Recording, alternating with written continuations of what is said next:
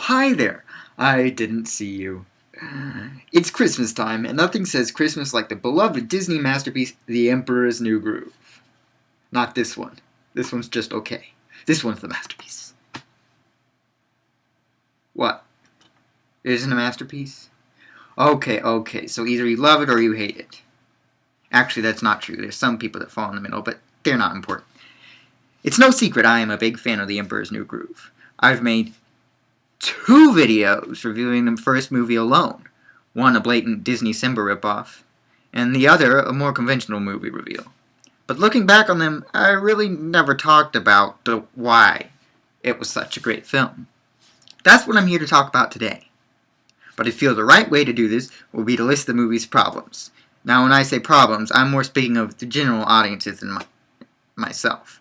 Basically, a list of reasons why the people who didn't like it, well, didn't like it. Reason number 1, the main character. Emperor Kuzco is not a good role model, to say the least. He's cocky, vain, arrogant, and selfish. The redundancy in that sentence was used for emphasis. Also, he's voiced by David Spade, who himself is a love-him-or-hate-him actor. I'll discuss Kuzco's despicableness later when I get into the positives of the film. But for now, here's problem number 2. The story. Let's be honest, the story of The Emperor's New Groove is contrived. The Emperor turns into a llama. Sure, it's creative, but it's utterly ridiculous.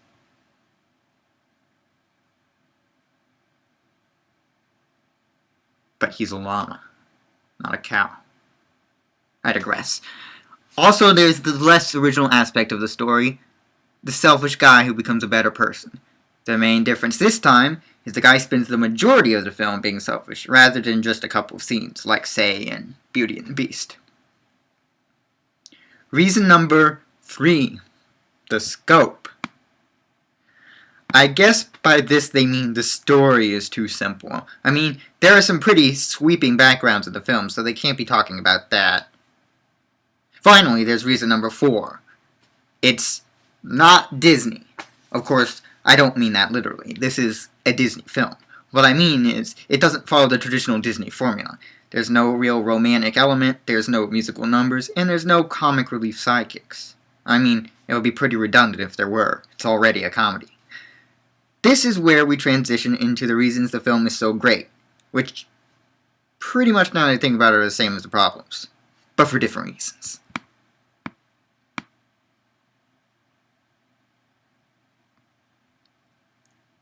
Number 1, it's not Disney. Now don't get me wrong, I am a sucker for the classic Disney Renaissance films, but it's nice to change things up every once in a while, and that's what this film did.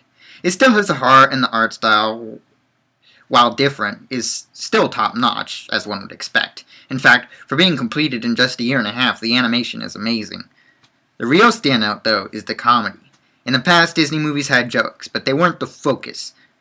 This film, however, is a straight-up rapid-fire comedy. It hits you with joke after joke after joke after joke. And while you may not laugh at all of them, most of them will probably at least elicit a chuckle. And even if you don't laugh the first time, you should watch it again. There are tons of funny lines, in-jokes, and sight gags you're bound to miss in just one viewing. Reason number 2. The story. The story is probably the weakest part of the film, I must admit. But its ludicrous absurdity only helps to highlight the film's zany, fast-paced style.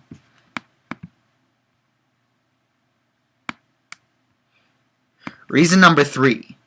The scope. As I said before, there are plenty of amazing locations in this film, and you can tell the characters travel a good distance to get back to the village. There's a dark and foreboding jungle, a massive palace, a hilltop village, and a raging river of death, just to name a few. All of the characters. Let's start with Kuzco. Many people view him as unrelatable because he's such a jerk, but I think he may be the most relatable character in a Disney film. I mean, let's face it, we're not as great as we think we are. Even the nicest of us have our off days, and while we may not all be as bad as, say, Kuzco, we certainly aren't all optimistic saints like the usual Disney heroes. In fact, this may be the real reason some people don't like him, because when they look at him, they're really looking at themselves. Next up is Kronk. Kronk is so endearingly inconsistent, it's hilarious.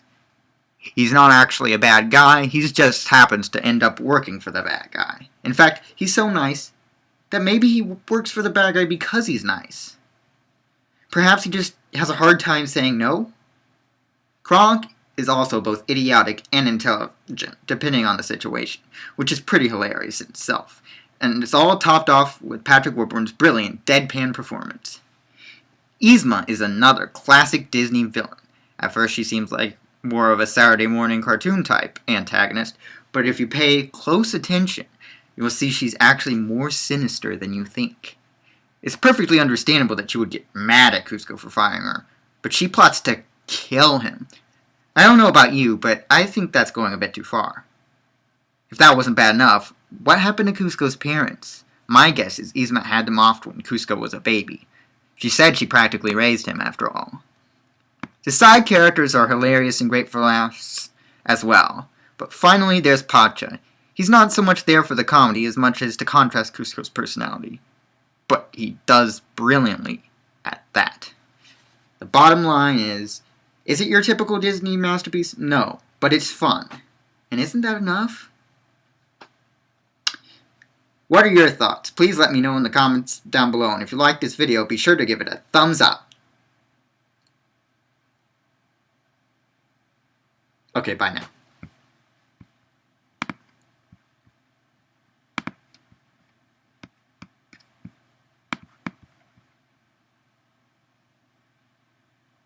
It's over.